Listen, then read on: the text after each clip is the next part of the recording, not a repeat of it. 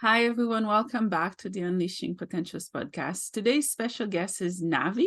Is that how I pronounce her name? Yes, you got it. Yes. How are you?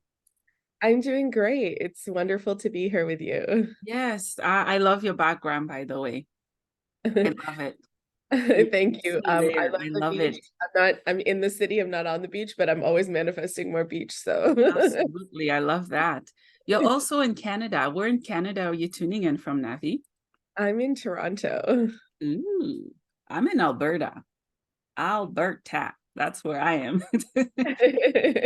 Yeah, it's nice to always talk to fellow Canadian because I talk to people from all over the world. It's nice. Welcome to the podcast. So happy to party with you this morning, and I'm so excited to get to know you. Yeah, I'm happy to be here and to share with your audience. Yeah, so can you tell us who you are and what you do? Yeah, so I'm Navi Bliss. I'm a love and confidence coach, an inspirational speaker, and an author.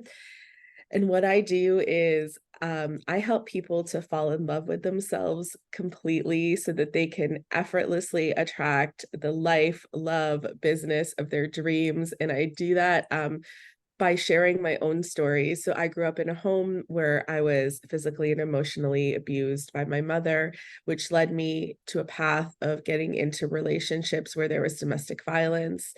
And after being into domestic violence relationships in a row, after leaving the second one where I got out by the skin of my teeth, I just hit a breaking point and I was like, no more, no more. I can't change anyone else. I'm the common denominator and I need to change. And I'm going to be alone. I'm willing to be alone. I'm willing to do whatever I need to do until I change because I cannot be in this situation again. And that led me into a healing journey for myself, included therapy, included coaching. And that is also where I found my gift for coaching. And when I started to fall in love with myself and started to feel good in my own skin, I was just became extremely passionate about helping other people to do the same thing because at the end of the day, whatever we want in our lives, whether it's that relationship, whether it's that job, whether it's that opportunity, the feeling that we want from it is that we want to feel good and in our own skin, in our own bodies, at comfort and ease with ourselves.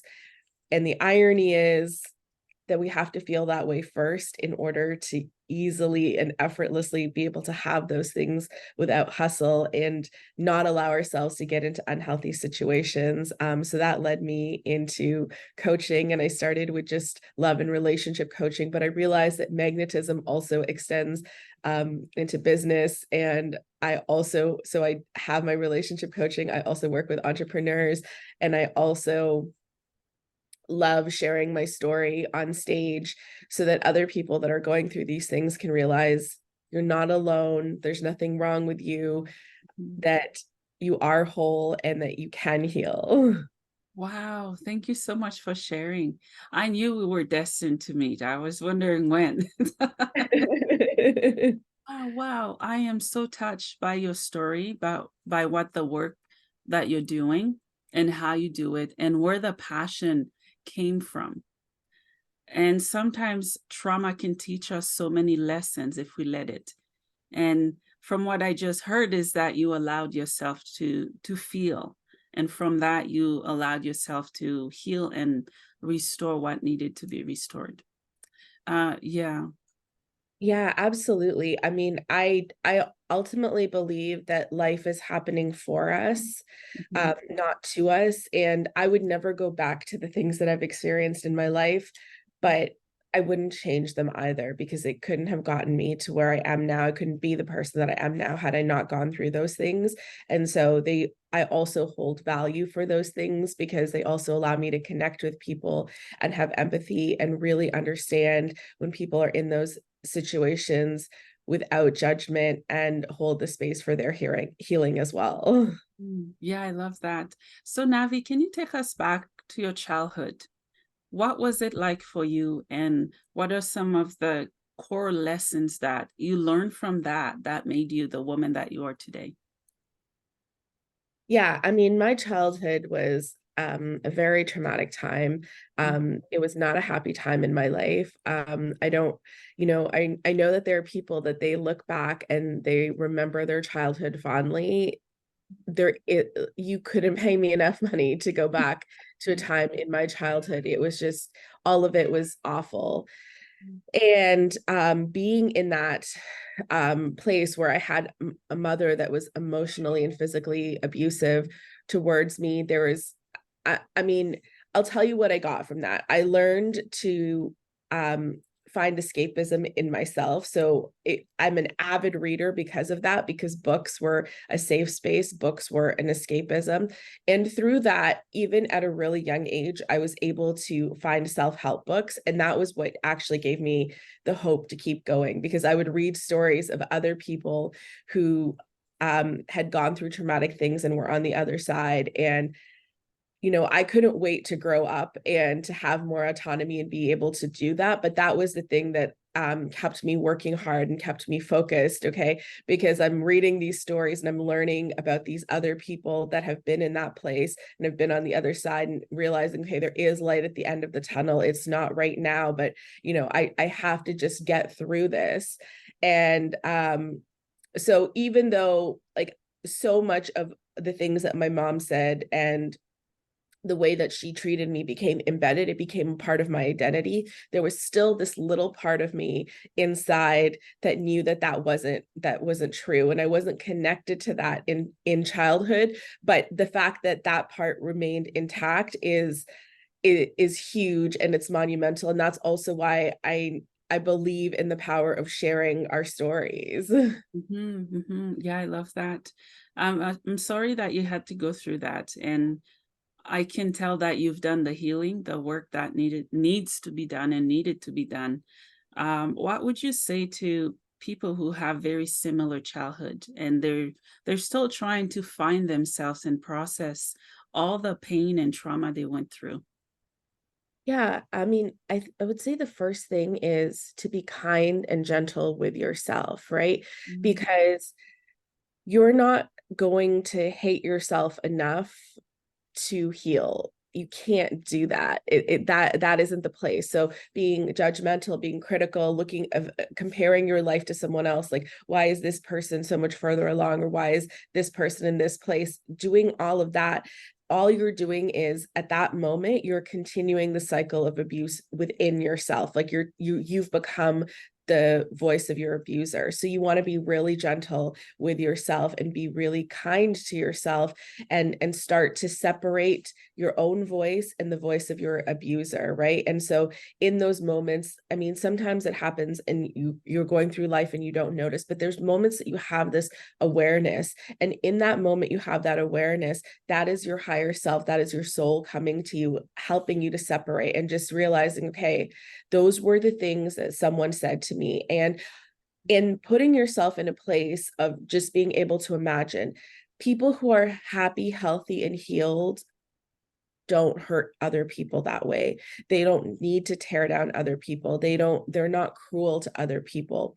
So the fact that whoever it was that put you in that situation, that was their trauma also that was doing that, doesn't make it okay. And it's not about justifying it, but it's about understanding it, and understanding that the way out of that is also loving yourself, and having that just understanding and compassion, and um like learning to forgive. And forgiveness is something that I think people struggle with, because what we're taught in society oftentimes is that forgiving means letting that person back into your life, and that's not what forgiving means. Forgiving means having an understanding of why they did what they did, and then releasing that from your life, even if it means releasing that person. And I think that that's also part of healing. For me, my healing also happened with releasing my mother from my life, because if I had her in my life to this day, the abuse would continue.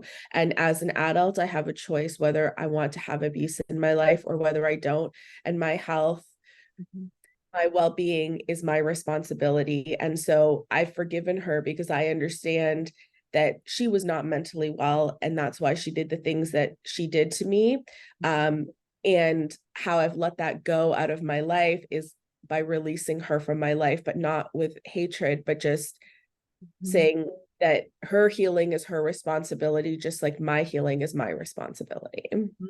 I love that. And I love that you found the courage to let her go. Because oftentimes, especially from our mothers, like, no, even though that person is breaking me, I cannot let that person go. And it is one of the hardest decision that someone can make. I've had to release and let some family members go, not because I don't love them, because I love myself enough to know that this is not love that they were showing to me. And let's talk about, when it comes to parents abusing their kids or powers with emotional abuse, I would say. What would you say to those people? Because it goes on. There are people that are adults and they're going through those things, and it's tearing them apart and it's breaking them. Every time they start building brick by brick, it's like someone kicked the bricks and they fall again. They never get anywhere. Yeah, and I think that this is where the releasing comes in, right? If you want to break the cycle, then you have to break the cycle. And oftentimes what happens is you love a parent, and what we do is we create a story around that to justify their behavior so that we can keep them in our lives, right? So um we'd say, okay, they did this, but I turned out fine. So if I do this to my kid, they're going to turn out fine, right? And or they did it out of love, and it's like, even though you know that you didn't feel loved, or you still don't feel loved when that happened, and so you're justifying that behavior. And it doesn't, like I said, it's not about condemning that person, but it's about condemning that behavior. And if someone can't change that behavior, then I think that release is absolutely necessary, because it's, and sometimes what can happen is, because I've known people in different, everybody is different, everyone's journey is different. So I've known people who've done that release, and that has been the catalyst for the other person to go on their healing journey, because they realize, and not everyone has the self-awareness, not everyone has the capacity. So sometimes that can be the catalyst, and sometimes that person can heal, and you can come together in a healthy way where you can hold space for each other's feelings. And sometimes they can't. And this is where the responsibility comes on you, and you have to decide, okay, am I going to create a justification for this? Am I going to make this okay to try to make this something that I can live with? Because as a child, when we're children, we just want our parents' love and affection so badly that whatever they're doing, we're going to justify it. And how we justify it actually is we make ourselves wrong, Mhm. and in order to say, okay, they can't be that bad, and so I must have deserved this, or if I hadn't done this, then it wouldn't have been like this. And if you want to actually mature emotionally and you want to heal, then you have to separate that and realize, okay, you were not responsible for those things. And if you're in a place where you're in trauma and you have children, they're not responsible for the things that you went through either. And if you want to open up and have a clean slate, then you have to really take charge and create that separation for yourself. I love that. Thank you for sharing. Because so many of us, we do blame ourselves for what happened to us, especially as kids. And a way that I continue to help myself heal and others is to help them realize that there's nothing they could have done. They were young, and what happened to them wasn't their fault. And letting go of guilt, which is hard, just like forgiveness, because somehow we normalize dysfunction as normal, because that was normal when we were kids. So as adults, what has changed? Nothing should, it's normal.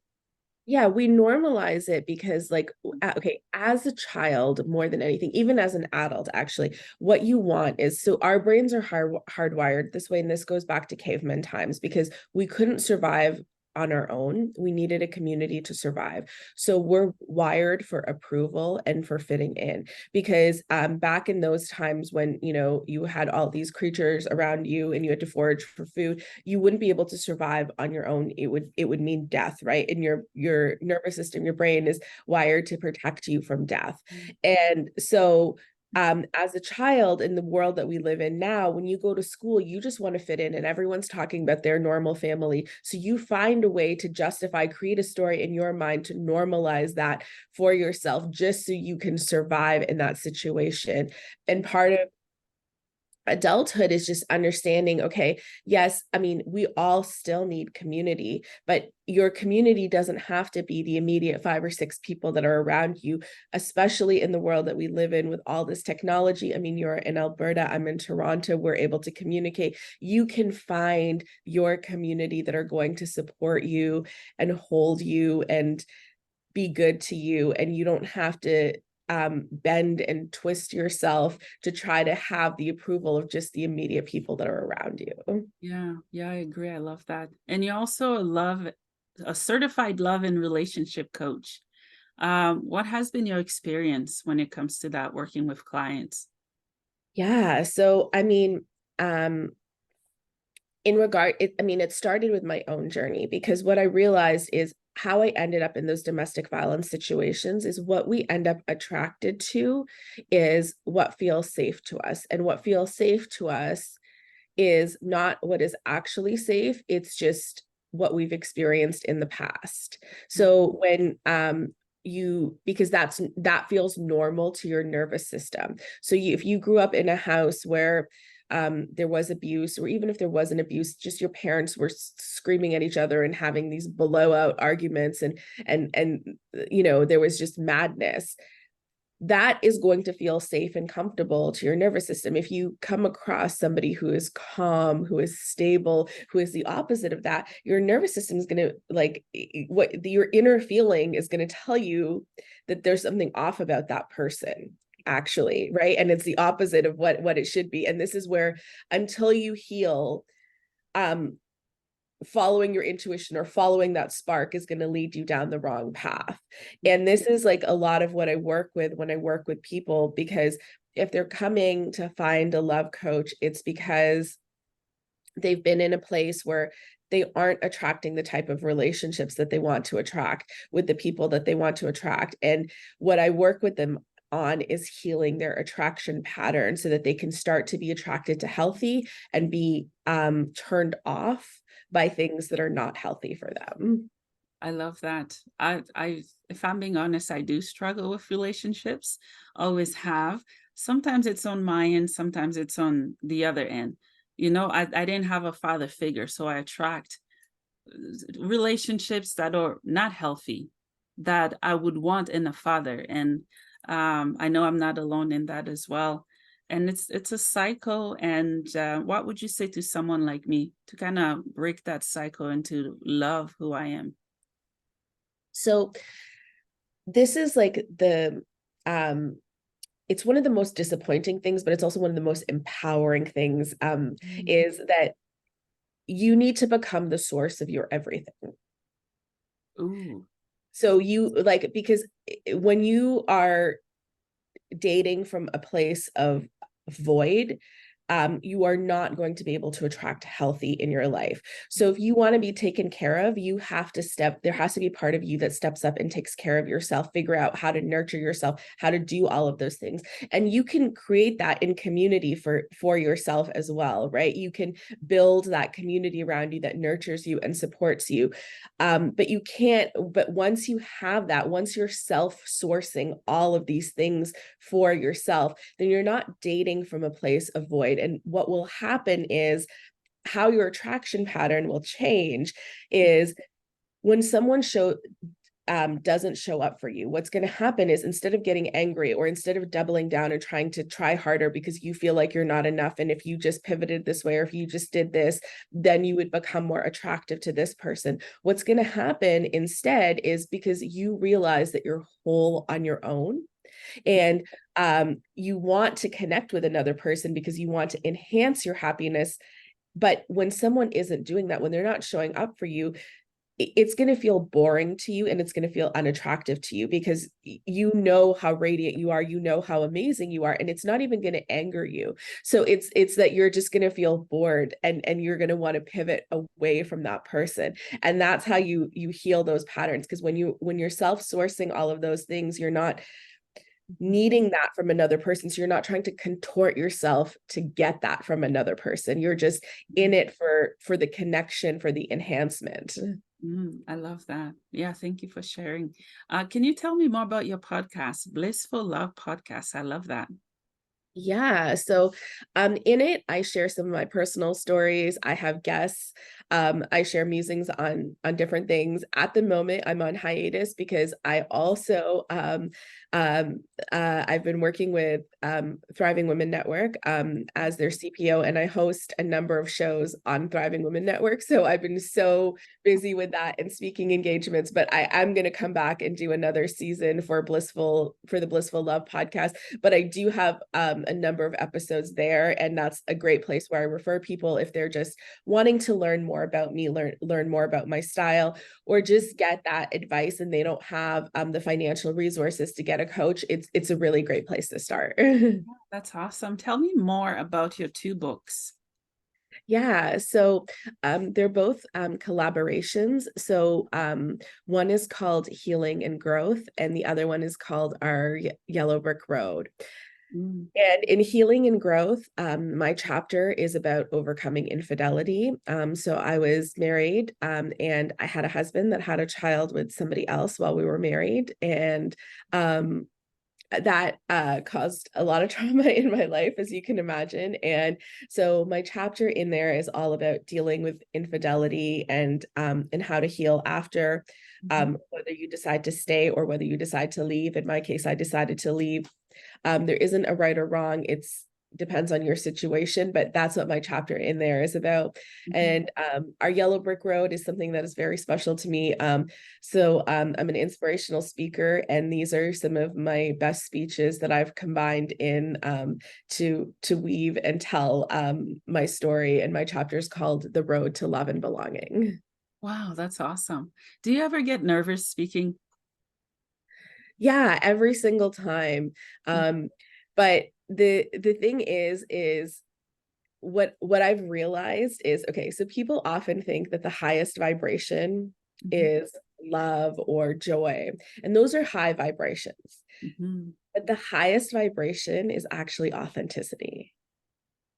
And Ooh, and so it's not about going out there to be perfect, because what I've realized is that every time I have the ability to show up in my authenticity, that is when I'm the most magnetic and I'm the most attractive. But also, just by sharing and going out there and being myself, mhm, that person who's like 3 steps back on their healing journey, that's sitting in the back of the room, that might look like me, have had the same experiences as me, and they're feeling like they're not good enough, by me going up and showing that it's okay to exist, it's okay to participate in the world, it's okay to have a voice, it's okay to take up space.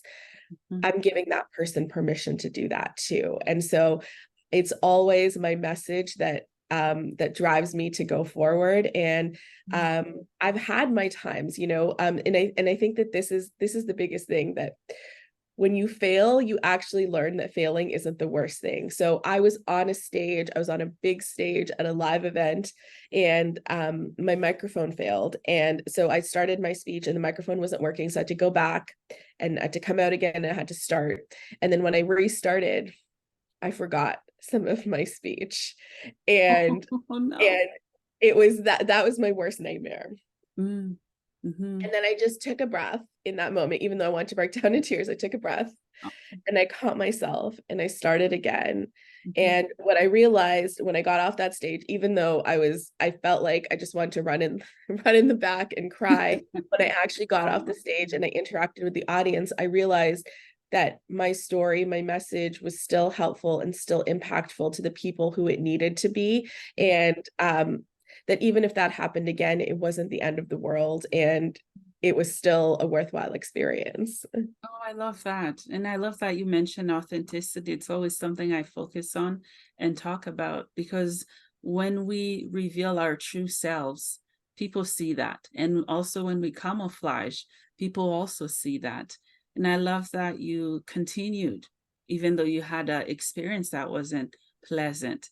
And the fact that you talked to the audience, and I'm sure they let you know what they thought and how you carried on and touched them through what you were doing. And I think that's a message when it comes to life.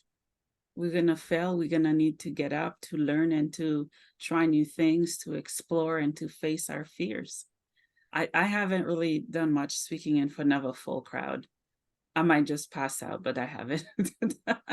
Well, I mean, this is I mean, everyone has a story to share, and there's always someone that needs to hear your story. And the thing is, what I always tell people, what my superpower actually is that I'm not afraid to suck at things, Ooh, because we think that we have to get out there and we have to be an expert, but mhm. um, you're not going to be an expert right away. If you listen to the first episode of my podcast, like when I listen to it, I cringe because of Me how much too. further Oh I've, my. yeah, because of how much further I've gotten since then. But if I didn't start, Yeah. um, I wouldn't be where I am today. And the thing is, there are people that will listen to that first episode and they'll still receive value from it. So you just have to get out there and you have to do it. And that's why I won't take it down either, even though I feel that way about it, because that's part of my truth. And that is when I encourage other people to show up full out for their lives, Mhm. for their business, whatever it is. I want to show that I do the same thing. And Mhm. you just get better by doing it. And it is a superpower. Yeah, absolutely. Yeah, same thing applied when I first started. I didn't really understand how to connect everything together, and I haven't taken it down. And I've expressed in other episodes that sorry, that's what you get, and I'm not sorry, right? It's a learning process. I'm happy you kept yours, and I kept mine too. My earlier episodes, yeah. So you've been on CTV News and Global News. I've been on CTV twice, but tell me what you talked about. How was it? Yeah, so I'm also a passionate philanthropist, Mhm, and having experienced domestic violence myself, mhm, I like to get involved and um, do a lot of charity work. So I've done events before, and I'm hoping to do one this summer, the coming summer of 2024 as well, where I work with different organizations that are supporting women. And so, yeah, those appearances were talking about some of my philanthropic efforts. So I like to put on events that are beneficial to people that are struggling. So I find coaches and mentors that are willing to donate their time and resources, and then we offer a ticketed price, and 100% of the proceeds will go to different charities. So I've worked with Dr. Roz's Healing Place, which is a center for abused women and children, and I love them because they provide really holistic support. So a lot of times you'll have a shelter and it's just a shelter, but they don't take into account um, mental health. They don't take into account job skills. And so people can leave, but they're actually more likely to go back because they don't see a way out for a better life. And mhm, Dr. Roz's, they provide the resources for women to be able to rebuild their lives stronger. mhm, So I love them. And then I've also worked with the Red Cross to raise money. This was for women and children that were fleeing Ukraine because mhm, so many of them having to leave their families behind, and during that journey also experiencing sexual assault, rape, and all of these other things that just add to the trauma. So yeah, those are some of the charities I've worked with in the past. I'm not sure what my partner will be for 2024, but I usually do my events in the summertime in July. So um I do it on the date of the Seneca Hills Convention. And I don't know if you know what the Seneca Hills oh, Convention is. what is that?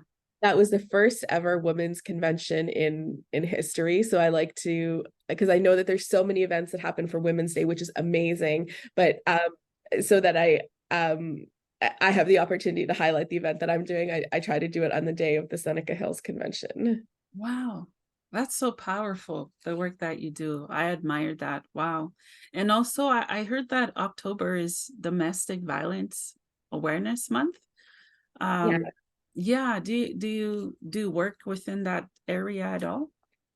So, I'm not an expert as in that I work to that I do the work to help people that are fleeing. But I am an expert in someone who has gone through this. And so I like to raise awareness to this issue. And I can tell you that from my experience. So one of the abusive relationships that I was in, because I was so badly abused as a child, I didn't recognize it as abuse because it was still better than what I was treated like.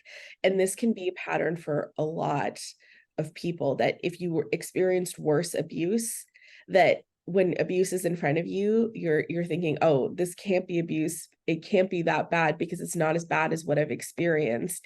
And that can and typically abuse is escalating, right? And that's how you can end up in really, really dangerous situations. And I mean, the one thing that I encourage people is, if you're in a situation where you're questioning this, go get help, call a helpline. There's so many in every area. I mean, Google whatever is in your area and call and ask questions and get support around, if you think, even if you're just questioning, you know, get that help. And then the most dangerous time is also when you're leaving.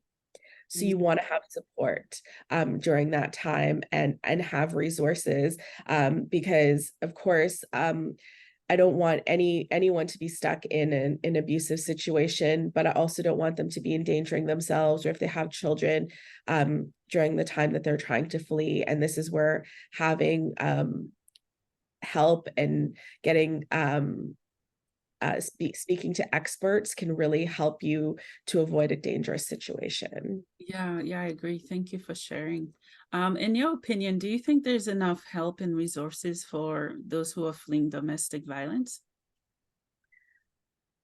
I don't know if there's enough, and it's also a bit of a tricky situation, right? Because like I said, in the first situation, there's so many people that, again, they're justifying the abuse, so they're not even believing that they're being abused. But also, the nature of abuse is that the abuser will isolate that person from everyone in their life, right? So they'll want to create rifts because that's how they can maintain control. That's why COVID was so dangerous, because you know, uh the abusers, they didn't have to work hard to separate that person from the people in their lives. And this is where I just think education for the broader public is big, because sometimes, even though there are resources available, the people who are in those situations don't know where to go or don't know where to access them. And this is where, if they can have a loving coworker or someone, be open and find those resources and connect them with those resources, they can really become, a light for that person. Yeah, I agree. Yeah. If you could go back, Navi, to your 18-year-old self, what would you say to her? I would say, keep going and don't worry as much, right? I was there, that was a time in my life where I was so worried. I felt like I had to accomplish so many things in such a short period of time. And I I would just tell her, don't worry and keep going, and that it's just going to be okay. And I know that that's some of the healing work that I've done when I look at my own life, is that inner child work. And if I'm having a dysregulated nervous system, that's still the thing that I always just say, it's Mhm. going to be okay, that whatever I'm going through, I'm gonna make it through. And I don't have to be in such a rush, because um there is support, and things happen at the time that they're supposed to happen.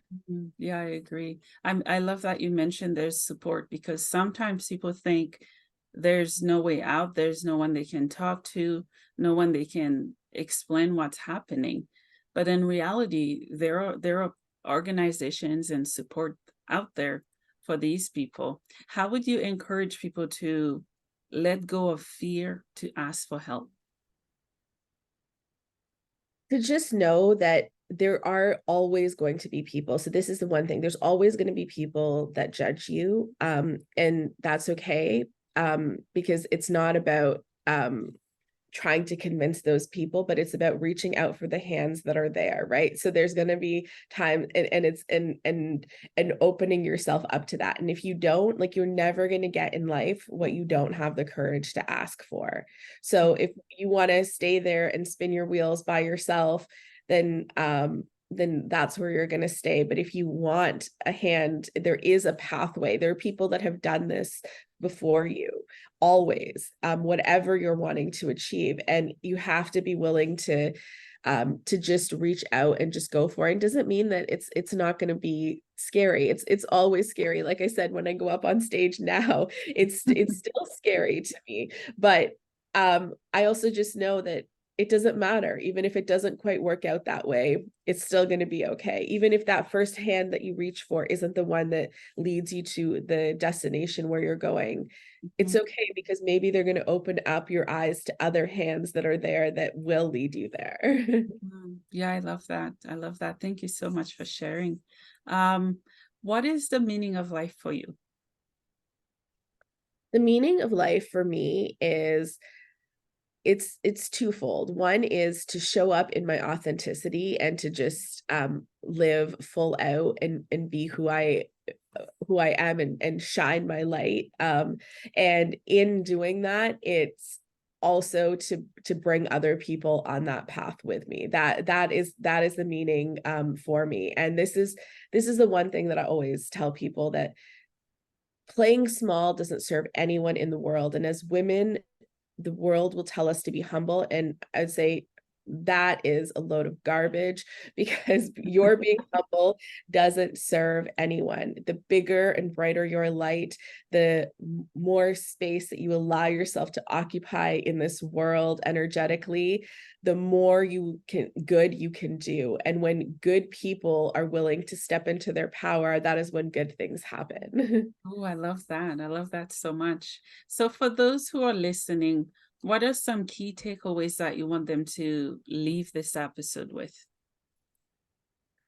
I think that whatever you're going through, you're not alone. You are not broken. There is nothing inherently wrong with you.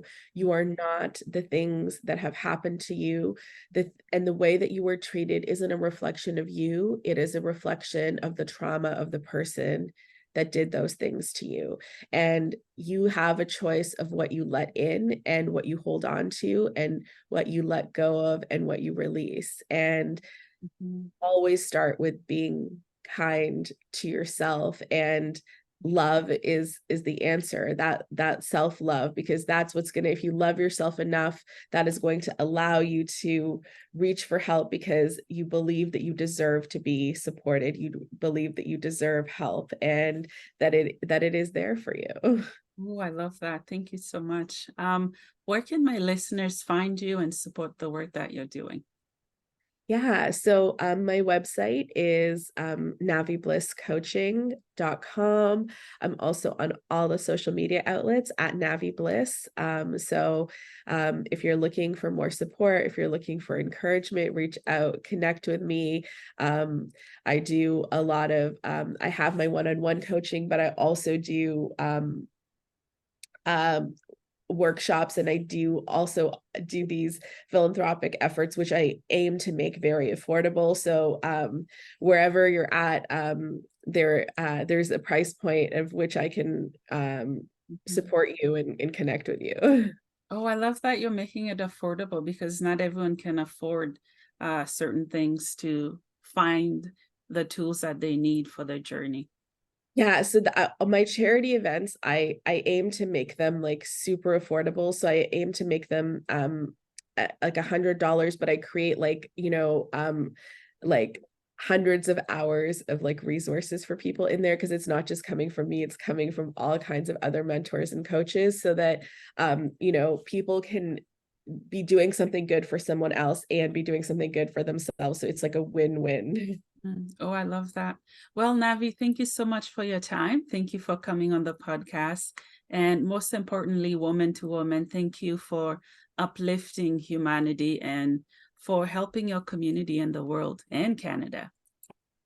Yeah, it was so great to be here and to connect with you. Thank you for the opportunity, and thank you to your listeners. You're welcome.